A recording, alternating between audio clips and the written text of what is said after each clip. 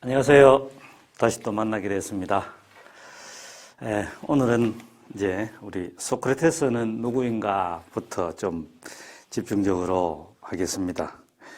우리 교재 지금 내가 갖고 있는 거에 페이지로는 98쪽인데 여러분들 하여튼 요 제목은 소크라테스는 누구인가 해놨습니다. 그 옆쪽 99쪽 보면은 역사적 인물 소크라테스 뭐 이렇게 해놨는데 일단 그걸 한번 봅시다. 소크라테스는 누구인가? 여러분들 진짜 소크라테스는 누구라고 알고 있습니까? 소크라테스 누구인가?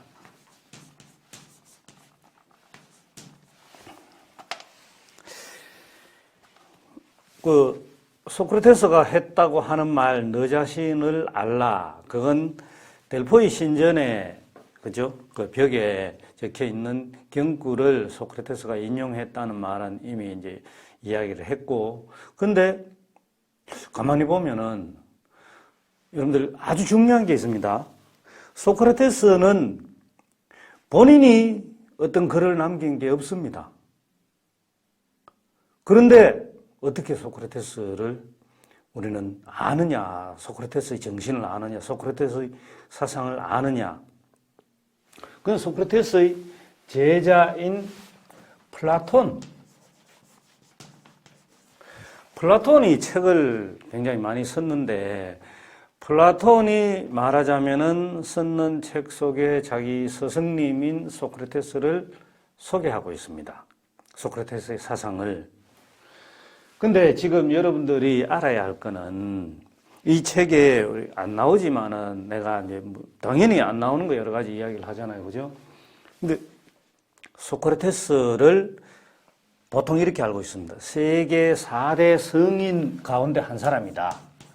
자, 세계 4대 성인.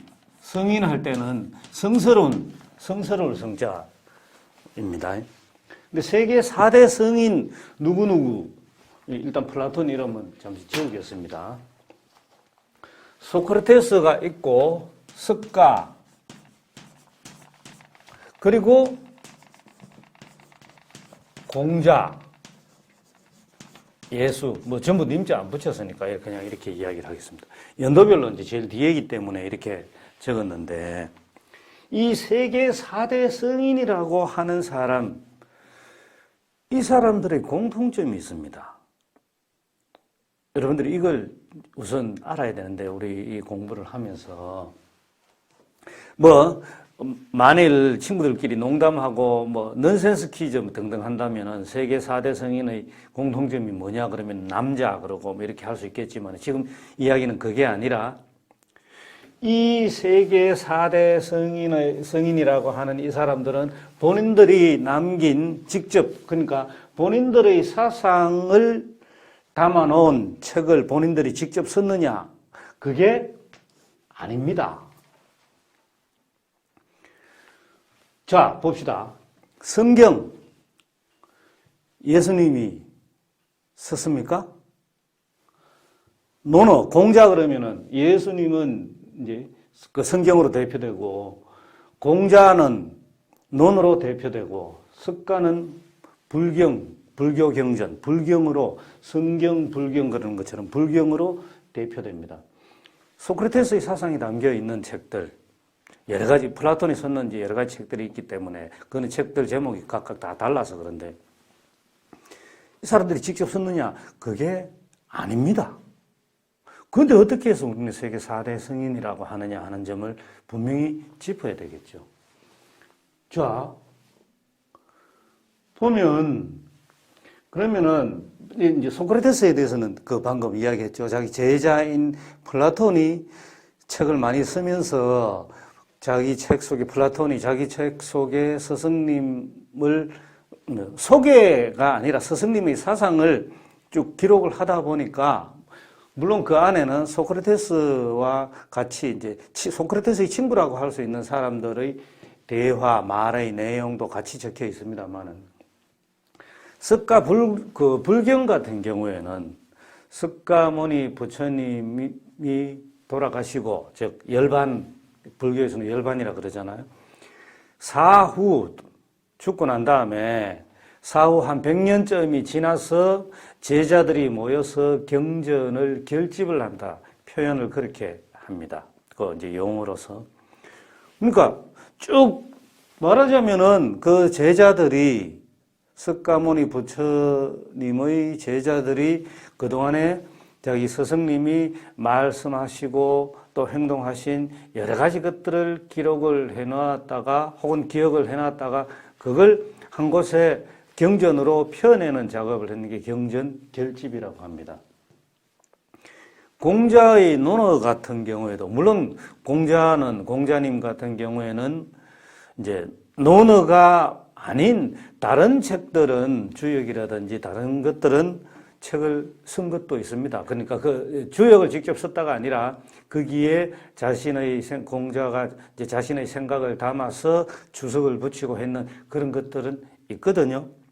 근데 여러분들 다 떠올릴 거잖아요. 그죠? 공자 그러면은 혹은 유교 그러면은 논어 명자 사서삼경 보통 이야기를 하는데 그 중에서 논어를 제일 먼저 떠올릴 것이고 근데 그 안에 내용을 보면은 역시 공자왈 이런 식으로 나옵니다. 여러분들 아마 그 꼬리타분하다고 이야기하는 유교에 대해서 혹은 유교 경전에 대해서 이야기를 할 때는 공자왈, 맹자왈 그러면서 이런 표현을 쓰잖아요. 그죠? 그러니까 논어에 보면 공자왈이 아니라 자왈 이렇게 나옵니다. 자왈. 그 옛날에 자자 이렇게 쓰면 자왈 쓰는데 자자는 남자 스승님한테 붙이는 일종의 존칭어였거든요. 그래서 공자 이런 식으로 이제 표현을 하는데 근데 이것도 마찬가지로 공자님 사후에 공자님의 제자들과 공자의 손자가 모여서 말하자면 이렇게 한 거죠. 내가 이제 표현을 하자면은 우리 이제 스승님 돌아가셨는데 그동안에 스승님이 우리한테 가르침을 주신 게 참 많은데 그걸 그냥 넘겨버리지 말고 모아가지고 한번 책으로 표현해보자. 지금 오늘날 우리가 살고 있는 식으로 이야기해보자면 그렇다는 거죠. 한번 책으로 펴내봅시다. 그러니까 다 한번 모여가지고 이야기해봅시다. 해서 그러면은 그 제자들이 기록했는 것들도 있었겠고 또 기록은 서로 대화를 주고받고 하다 보면은 기억에 남는 것들, 기억하고 있는 것들 있을 거잖아요. 그런 것들을 다 모아서 편찬을 해내는 겁니다. 논어 같은 경우에는. 그래서 논어는 이제 오늘날 식으로 하면은 우리 이제 이런 책도 마찬가지로 그 앞에 목차를 보면은 1부터 해서 그죠?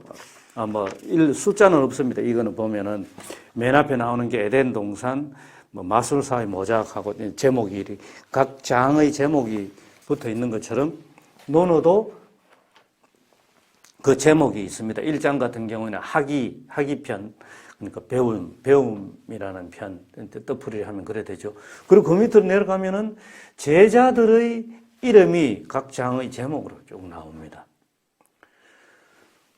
그러면 뭡니까? 그 제자가 집중적으로 기록을 해놓았고, 혹은 기억을 하고 있는 내용들을 스승님하고 주고받았던 그런 내용들을 중심으로 해서 편찬을 해요.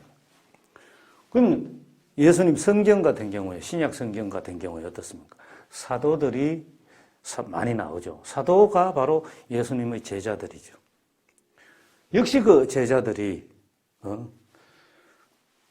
예수님 가로되 예수님이 말하자면은 말씀하시기를 이렇게 말씀하셨다. 다 그렇게 나옵니다. 그러니까 주된 저서들은 저서가 아니죠. 주된 이제 이 세계 4대 성인 4사람의 사상을 소개하는 주된 책들, 경전. 그거는 이 4사람이 직접 썼는 게 아니라는 사실. 근데 그럼 누가 썼느냐? 방금 이야기했듯이 제자들이 이제 손자도 포함해서 그죠? 제자들이 스승님의 사후에 모여서 모아가지고 편찬을 해냈다. 그런 게 아주 큰 공통점이고, 그러면은 한번 생각을 해보세요. 우리는 여러분들 이제 소크라테스 사상하면서 당연히 이야기를 하는 거지만은 이런 이야기를 합니다. 지행 합일, 암과 행이 하나로 합쳐져야 한다. 그러니까 알면 행해야 된다 하는 그 이야기입니다. 이분들한테는 이 세계 4대 성인 네 분들한테는 이걸 그대로 적용을 시킬 수가 있거든요. 그러니까 이분들의 사상을 기록해 놓았고 그걸 오늘날 우리가 보고 배운다는 이야기는 일단 보고 배운다, 알을 이야기할 수 있겠죠. 그런데 생각을 해보세요. 진짜로 안다고 하는 거, 진짜로 안다고 하는 거, 그게 뭐냐? 지금 여러분들 이게 뭐냐 물으면은 분필, 분필인 것을 안다. 그걸 갖고 100% 안다고 할 수 있겠느냐? 진짜 아는 것은, 그러면 이게 분필이라고 하면은 분필은 어떻게 만들어지고 어떻게 만들고 재료는 무엇이고부터 시작해서 용도는 무엇이고, 그래서 그걸 가지고 직접 이렇게 써보는 것까지, 그런 게 뭡니까? 그건 행위죠. 그러니까 진짜로 아는 것은, 진짜로 안다면은 반드시 행위 수반된다. 행동이, 즉 이론, 이게 지가 이론이라고 한다면 행은 실천이 될 것이고, 이론과 실천이 반드시 하나로 합쳐진다. 그러니까 진짜로 알면은 자기가 아는 대로 행동할 것이다. 그러니까 이미 이 알면은 꼭 글로 표현이 돼야지만이 알미냐. 그게 아니라 우리가 말로 표현하고, 그 말로 표현하기 위해서는 사람들은 생각을 하게 되잖아요. 글 이전에 글보다 더 쉽게 할 수 있는 것이 말이고, 말보다 더 쉽게 할 수 있는 것이 생각이죠. 바로 이런 게 전부 하나로 되는 게. 근데 보세요. 말까지는, 생각과 말까지는 우리가 좀 쉽게 빠르게 할 수 있습니다. 빠르게 다른 사람에게 어쨌든 간에 전달할 수 있습니다.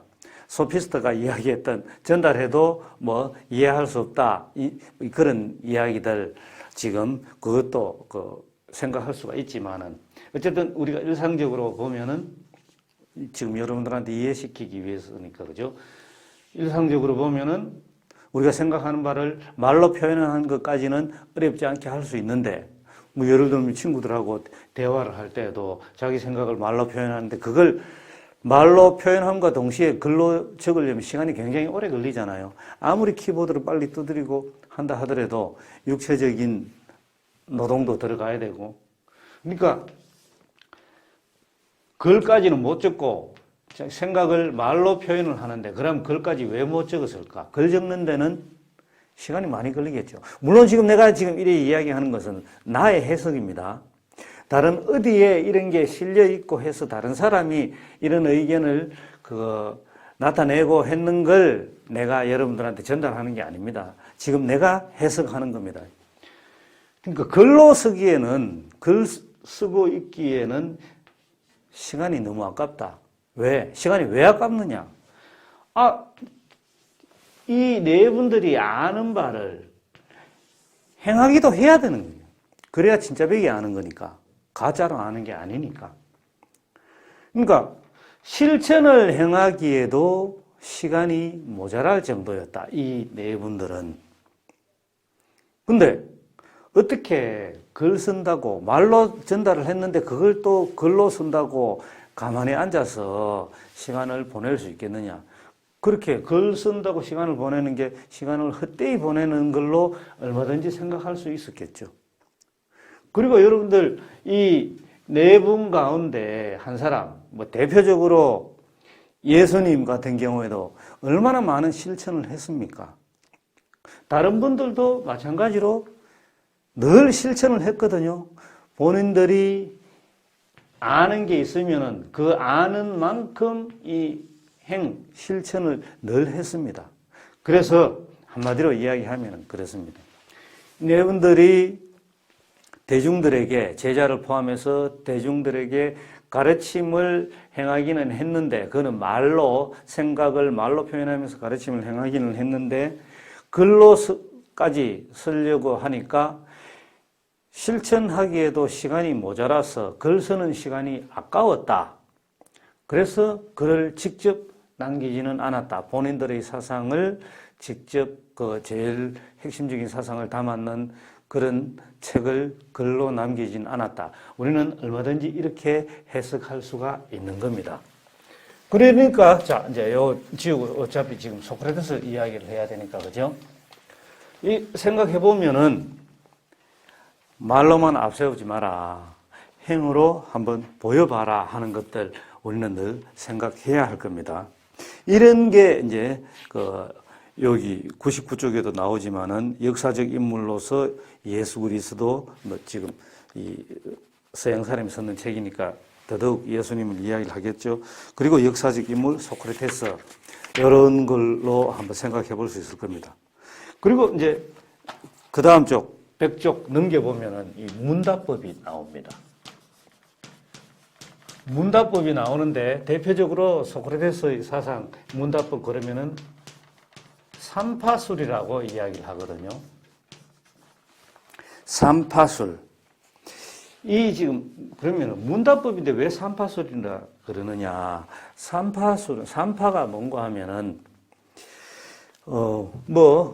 이제 서양의학이 발달하고 서양의학이 우리나라를 예를 들면은, 우리나라에 들어오고 난 뒤에는 전부 아기를 어디 가서 낳습니까? 여러분들 어디서 태어났습니까? 태어난 장소.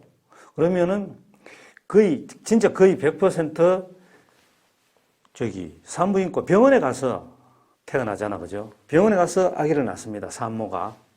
근데 나는 이제 집에서 태어났습니다. 나의 엄마가 집에서 나를 낳았습니다. 그러면은 정말 열악한 환경 속에서는 주변에서 도와주는 사람 아무도 없이 그냥 혼자서 아기를 낳아가지고 탯줄을 자르고 한 적도 있었어요. 옛날에는 그런 경우도 있었습니다. 굉장히 참 위생적으로 굉장히 위험한 상황이고 이렇게 하지만은 어쩔 수 없는 열악한 상황 속에서. 근데 대부분 집에서 낳을 때는 서양에도 마찬가지고 이제 오늘날과 같은 현대의학과 같은 그런 병원 체계가 갖춰져 있지 않았잖아요. 그러니까 이제 한 생명이 태어나려고 하면은 태어나는 순간 그걸 아기를 받아주고 탯줄을 잘라주고 모든 그걸 도와주고 하는 그런 사람이 있었습니다. 주로 이제 여자가 아기를 낳으니까 그럼 그걸 도와주고 하는 사람들이 대부분 이제 경험이 많은, 그런 쪽으로 경험이 많은, 나이도 많은 여자들, 즉 할머니들이, 아주머니, 나이 많은 지긋한 아주머니들, 좀 더 나이 많은 사람은 할머니라 그러니까 그런 사람들이 산파의 역할을 했습니다. 그런 사람들을 산파라고 이야기를 했거든요.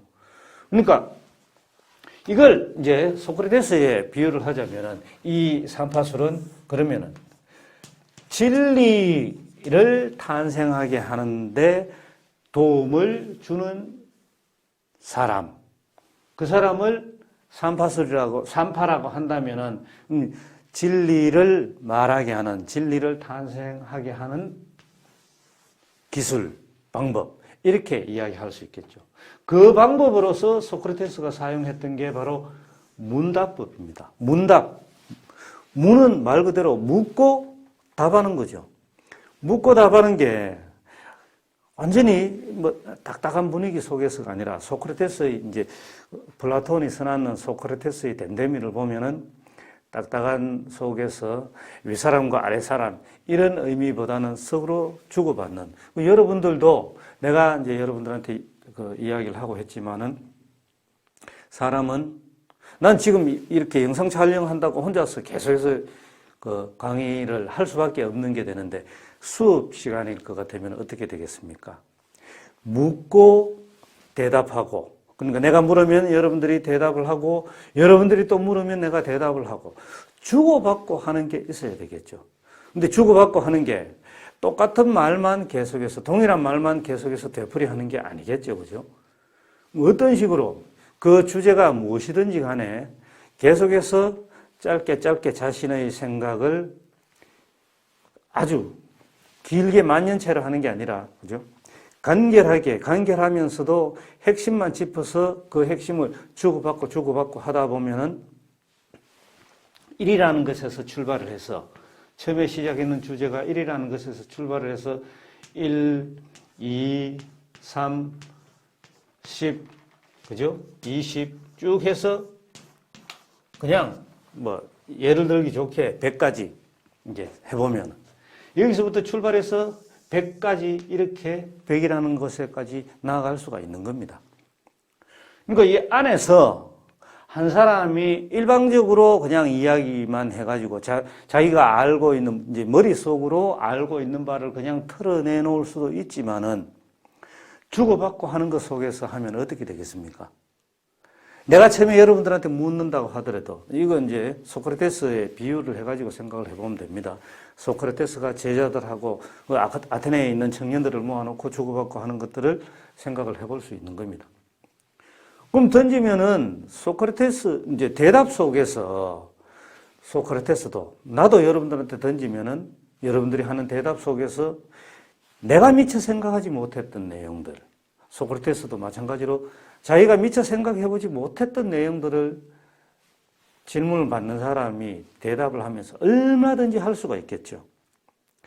바로 그런 식인 겁니다. 문답법이라고 하는 것은. 그러니까 그렇게 주고받고 할 때 여기서 중요한 게 뭔가 하면은 그냥 1의 동어 반복을 하면서 1이라는 것에 머물러 있는 게 아니라 100이라는 것에까지 나아가려고 한다면은, 그러니까 조금씩 그런 것들이 쌓여가려고 한다면은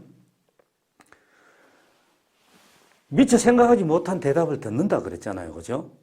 이제 이거는 상대편이 다 마찬가지입니다. 여러분들한테서는 내가 상대편이고 여러분들은 내한테 있어서 상대편이 되는데, 이 서로 상대편이 다 마찬가지일 텐데, 그렇게 몰랐던 것에, 내가 몰랐던 것에 대해서, 여러분들이 몰랐던 것에 대해서 서로 상대편이 이야기를 한다면은, 난 그거 몰랐었는데, 이제 지금 알게 됐다 하고 다 인정을 하는 거죠. 그러면, 몰랐는 그것에서 얼마든지 우리는 다른 것들을 또 생각할 수 있겠죠. 그렇다면은, 이런 것도 있는데, 이거는 어떤 거냐? 우리 자연스럽게 또 물을 수 있겠죠. 그러니까 상대편이 모르는 것에 대해서만 묻는 게 아니라 내가 모르고 있는 것에 대해서도 나는 모르고 있고 상대편은 알고 있고, 그러니까 그것을 상대편을 통해서 알고 싶어서 내가 모르고 있는 것을 또 물을 수도 있을 거잖아요. 그래 돼야지만이 문답이 진행이 되는 거죠. 그 다음 단계로 넘어가요. 이건 이제 설명하기 위해서 그 다음 단계라고 이야기를 하지만은, 이래 되면 어떻게 됩니까? 지식의 폭이 넓어지는 거죠. 근데 우리가 일상생활 속에서는 어떤 식입니까? 일상생활 속에서는 가만히 보면은 정말로 우리 그런 말이 있잖아요. 조금 표현을 하자면은 서울 가본 놈보다 안 가본 놈이 이긴다. 그냥 간접적으로 본인이 듣고 보고 처음에는 간접적으로 체험하고 했는 것들을 본인이 직접 체험하고 듣고 보고 했는 것처럼 그냥 자기 고집을 세우는 거죠. 팍팍 우기는 거죠. 그런 거 많잖아요. 그죠?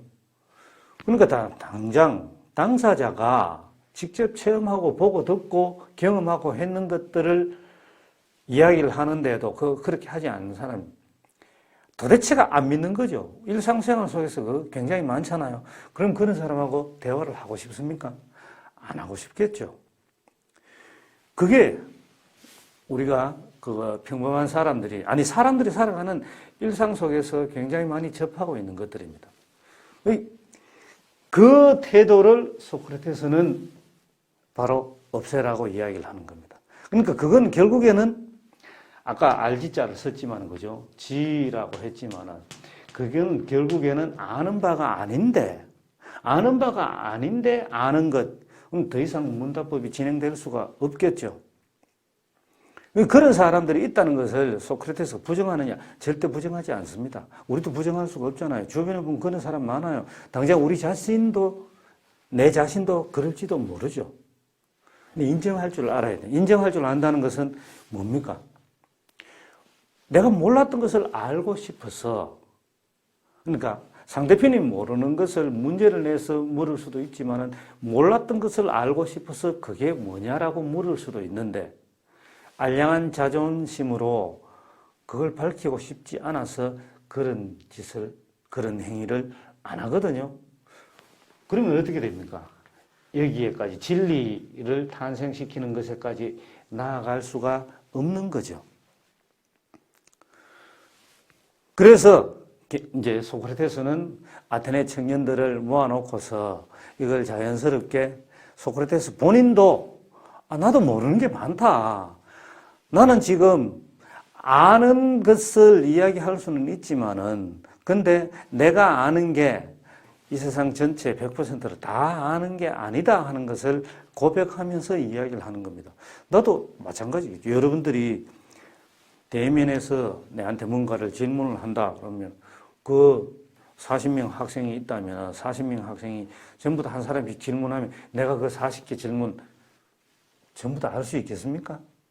절대로 알 수 없습니다. 오히려 나 그거 모르는데 몰랐는데 그게 뭐냐 설명 좀 해달라. 그럼 앞에 나와서 여러분들이 다른 사람한테도 다른 사람도 모르는 사람 많을 테니까 앞에 나와서 본인이 알고 있는 것을 설명할 수 있겠죠.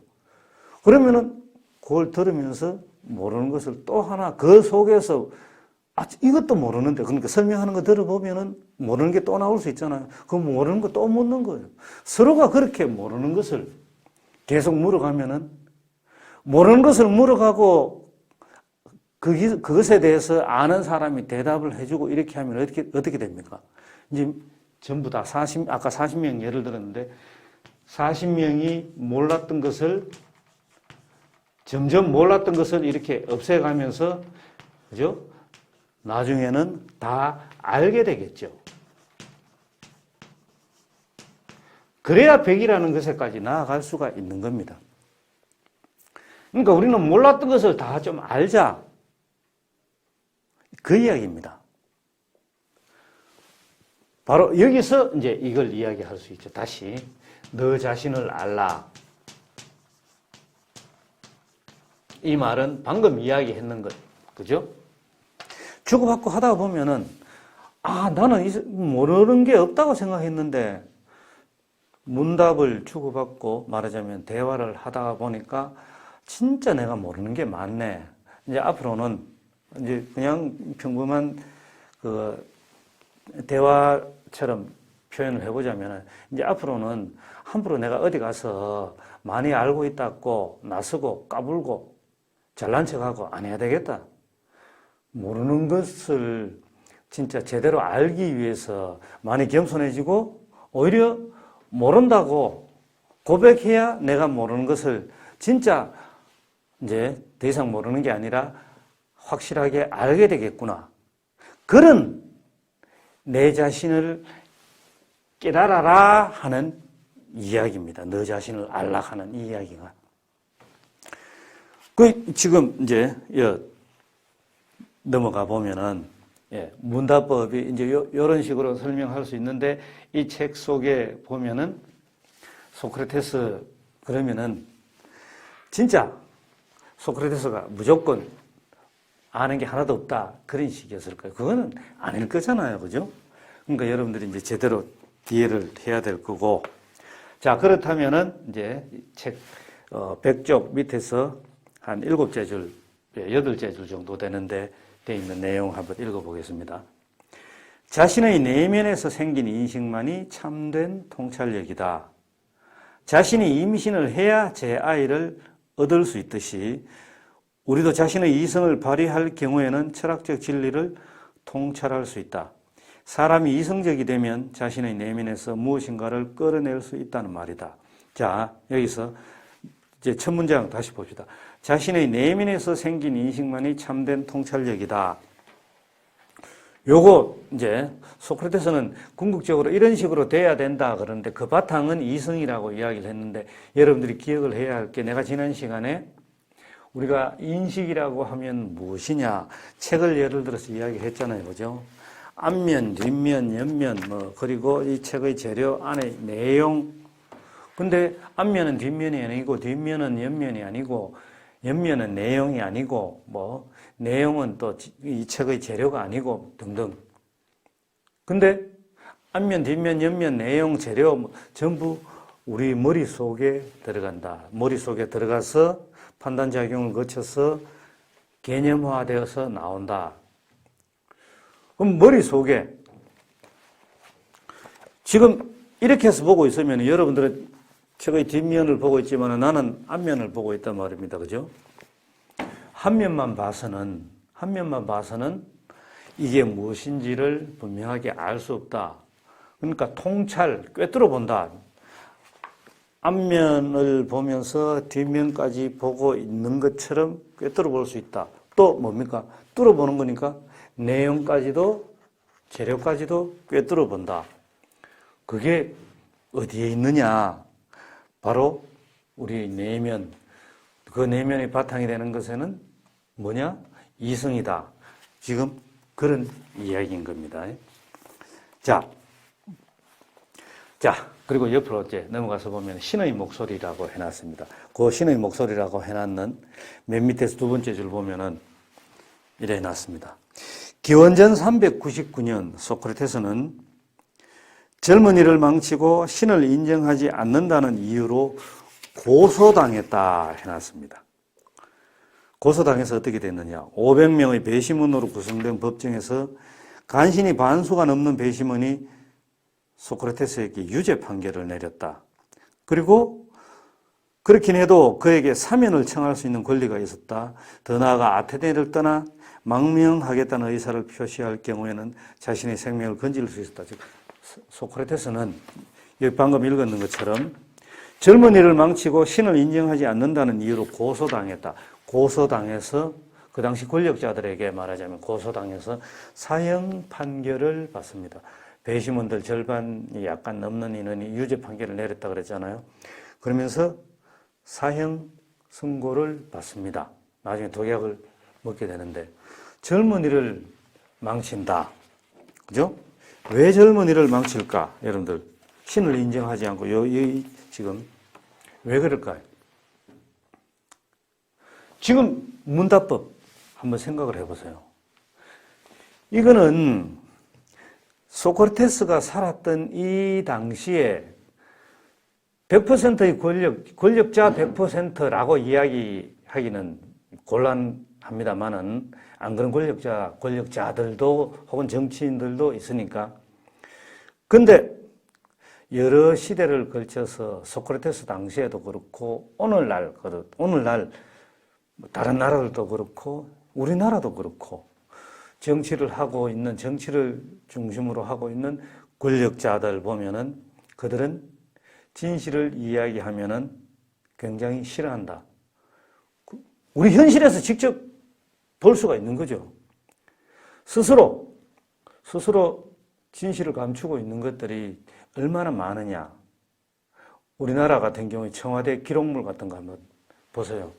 왜 30년 동안 못 보게 봉인을 하고, 법으로 그래 돼 있으니까 법을 개정하지 않는 한 30년 동안 봉인한다 하는 것을 풀 수 없지만은 왜 그렇게 봉인하고 그렇게 봉인했는 것을 보자고 해도 볼 수 없다, 보여줄 수 없다 이야기하는 게 뭡니까?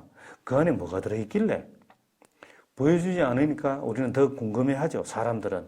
안 돼, 보면 안 돼. 알지 마, 알려고 하지 마. 그럴 때 사람들은 더 궁금해한단 말입니다. 그 속에 담겨 있는 게 뭐냐? 우리는 진리 혹은 진실 생각을 할 수가 있겠죠. 그러니까 지금 여기서 문답법을 통해서 아테네의 청년들을 모아놓고 주고받고 이렇게 하다 보니까 그 안에는 이제 여러 가지 내용을 주고받고 하겠죠. 근데 그 안에는 이 세상의 잘못된 것들도 굉장히 많이 이야기를 하고 있단 말입니다. 그러니까 별 생각 없이 이 세상을 살아가다가 그만 보니까 자기가 몰랐던 이 세상의 잘못된 것들이 잘못된 것인 줄 몰랐던 청년들이 결국 이게 잘못된 것이라는 것을 알게 되니까 그러면 어떻게 됩니까? 특히 정치를 하는 권력자들이 청년들이 들고 일어나면은 무서워하죠. 우리나라도 1970년대, 80년대 한창 민주화 운동이 많이 일어나고 할 때 그 주역은 대부분 대학생들이었습니다. 4.19 혁명 이야기, 학생혁명 이야기 할 때 대학생 이전에 고등학생들까지도 그랬습니다. 그러니까 젊은 혈기로 몰랐던 그 청년들이 알게 되면 본인들만 알고 있습니까? 청년들이 더 나이를 먹으면은 그 정신을 가지고 그들이 낳은 자녀들한테도 그 진리를 가르쳐 줄 테니까 그걸 감추게 하기 위해서는 어떻게 문답법을 가지고 청년들을 말하자면 계몽하고 있는 소크라테스를 사형에 처해야 되겠다. 그런 식이 된 겁니다. 근데 지금 여기에 보면은 방금 읽었듯이 망명하면 할 수도 있는데 근데 망명도 안 하고 있다. 그 단락 끝까지 읽어보겠습니다. 그러나 그가 그렇게 했더라면 정말 소크라테스가 아니었을 거다. 그는 양심과 진실을 목숨보다 더 귀중하게 생각했지. 소크라테스는 국가를 위해서 행동했노라고 거듭 확인했지만, 그러니까 정말 지금 개인한테도 그렇고 집단한테도 그렇고 이 당시에 소크라테스 당시에 정치권한테도 그렇고 권력자들한테도 그렇고 말하자면 모두에게 잘못된 것을 이야기를 하고 그들이 잘못된 것을 인정하고 모두가 옳은 방향으로 나아가도록 하기 위해서 그게 이제 국가를 위해서라는 말이죠. 국가를 위해서 행동했노라고 거듭 확인했지만 그 말입니다. 근데 사형 선고를 받고 아무리 그렇게 나는 국가를 위해서 했다고 이제 확실하게 말했지만 그래도 사형 선고를 받고 얼마 뒤 절친한 친구들이 지켜보는 앞에서 독배를 마셨다. 소피아 왜 그랬을까? 왜 소크라테스는 죽을 수밖에 없었을까? 하면서 지금 이야기를 합니다. 자, 요거 지우고 소크라테스가 독배를 마신 게 나옵니다.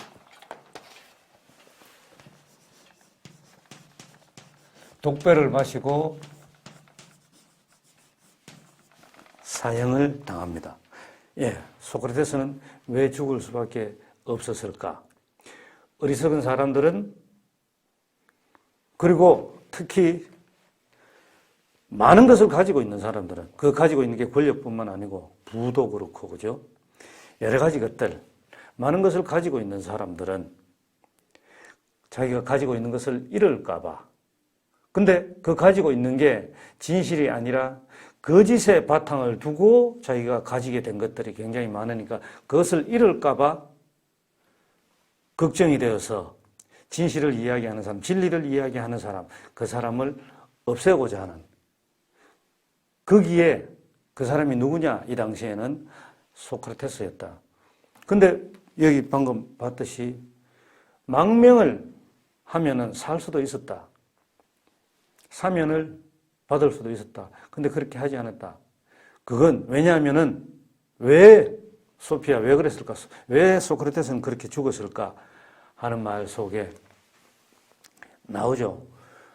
만일 소크라테스가 그랬다면은 스스로가 지금까지 청년들하고 주고받았던 내용들 그리고 청년들을 계몽했던 그 내용들이 전부 다 거짓이 되어버리니까 소크라테스는 그렇게 하지 않았다는 이야기인 거죠.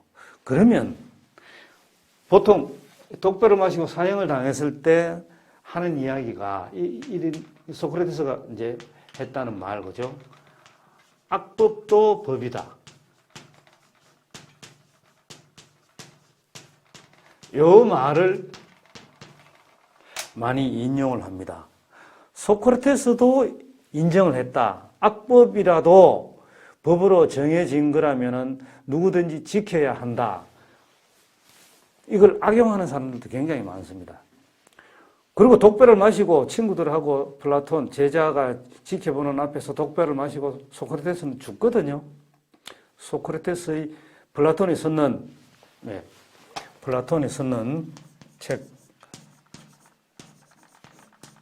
소크라테스의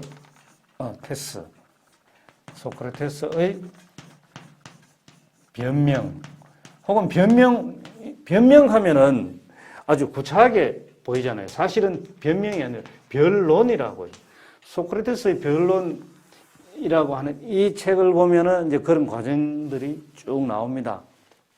소크라테스의 사상도 여기에 나오는 거죠. 그럼 여러분들 분명히 알아보세요. 악법도 법이다라는 말을, 그러니까 악법도 법이라는 것을 이용을 해가지고 법 제정을 할 때 악법으로 제정하는 사람들도 굉장히 많이 있습니다. 그런 정치인들도 많이 있습니다. 현재 우리나라의 법도 이렇게 살펴보면은 도무지 이해할 수 없는 그런 법들이 사실은 굉장히 많이 있죠. 그래서 늘 법을 개정을 합니다. 특히 법률, 헌법은 국민투표를 통해서, 현재 우리나라 법에서는 국민투표를 통해서 헌법 개정을 개헌을 해야 되지만 헌법 개정. 근데 법률 개정은 국회의원들이 국회에서 법률을 개정을 하잖아요. 대표적으로 뭐 윤창호법, 민식이법 그러면서 그런 명칭을 붙여가지고 하고 하는 것처럼. 그러니까 악법을 얼마든지 만들 수 있다. 악법을 만들어 놔도 법이기 때문에 지켜야 한다. 이걸 그런 식으로 악용하는 사람들도 굉장히 많은데, 근데 소크라테스가 이 말을 하면서 독배를 마시고 사형을 당했는, 망명을 가지 않고 사형을 당했는 이유가 뭔지를 여러분들이 분명하게 알아야 됩니다. 뭔 소린가 하면은, 그럼 소크라테스가 이 악법을 100% 그대로 여러분들도 다 악법도 법이니까 비록 악법이지만은 따라야 합니다 하고 그렇게 가르쳤을까요? 그건 아니라는 겁니다. 우리는 이것도 다르게 해석해야 됩니다. 어떤 식으로? 나는 지금 악법을 피해서 도망가지 않는다. 나는 지금까지 진실을 이야기를 해왔던 사람이고 여전히 악법에 저항하고 있는 사람이다. 근데 저항하는 가장 큰 수단이 뭐냐? 가장 큰 수단이 뭐냐? 그게 목숨을 버리는 일입니다. 목숨을 던지는 거죠. 그러니까 나는 악법이 아닌 올바른 법에 의해서, 올바른 법이라면은 독배를 마시고 사형을 당할 일이 없었겠죠, 당연히. 근데 그 법 자체가 악법이기 때문에, 법이지만은 악법이기 때문에 나는 지금 사형 선고를 받았고 그 악법에 의해서 독배를 마시는 거예요. 그러니까 지금까지 진실을 이야기를 하고 그 진실을 바탕으로 이 나라를 위해서, 그러니까 소크라테스 당시에 뭐 다른 나라 역사적으로 다 마찬가지라고 내가 분명히 이야기했습니다. 내가 지금 표현하는 이 나라는 모든 나라에 다 통용되는 겁니다. 소크라테스 같은 사람들한테 전부 다 통용되는 겁니다. 그 악법에 내 목숨을 던져서 저항하는 사람이야. 진실을 이야기해왔던, 진리를 폭로해왔던 사람이 악법으로 인해서 사형 선고를 받고 그 악법으로 인해서 독배를 받고 죽게 되었다, 죽는다 하는 것을 만천하에 알려서 앞으로는 더 이상 악법이 없는 세상을 만들어야 한다는 것을 보여준 겁니다. 그러니까 그걸 다 빼버리고 악법도 법이다 하는 이걸 가지고 논리적으로 법 안에 이렇게 이야기할 수 있죠. 법 안에는 악법도 있고 선법도 있다. 이것에 대해서 선악의 개념에서 이렇게 적어봅시다. 어떤 법이든지 간에 악법이든지 뭐든지 간에 만들어 놓으면 무조건 지켜야 돼. 근데 만드는 게 누구야? 권력자들이야. 즉 정치권 전체를 이야기하는 겁니다. 권력자들이야. 그들이 진리를 향해서 나아가는 사람들이라면은 선법을 만들 텐데 자신들만의 이익을 위해서라면은 자신들한테 유리한 악법을 만들어서 지키도록 만든다. 그 법이 바로 악법이라는 것을 폭로하는 게, 진실을 폭로하는 게 되잖아요. 진리를 가르쳐 주는 게 되잖아요. 그러니까, 그러고 나니까 이 법을 악용해서, 이 법을 이용해서 진실을 말한 소크라테스를 구속하고 사형 선고를 내리고 독배를 마셔서 죽게 하니까 소크라테스는 나는 내 목숨을 던져서 악법에 저항한 사람이야 하는 것을 보여주기 위해서 망명하지 않고 도망가지 않고 그걸 만천하에 알린 겁니다. 그러니까 이 말을 함부로 악법도 법이다 하는 말을 함부로 그런 식으로 사용해서는 안 된다는 것을 여러분들한테 이야기를 하고, 그리고 소크라테스의 죽음은 그냥 단순한 죽음이 아니라 목숨을 던져서 진실을 더더욱 폭로하고 진리를 지키고 그리고 악법에 저항한 사람이다. 저항한 행동이다. 그게 소크라테스 스스로가 알고 있었던 지행합의를 마지막으로 실천했는 길이다 하는 것을 여러분들한테 지금 이 시간 마무리하는 말로 하겠습니다. 감사합니다.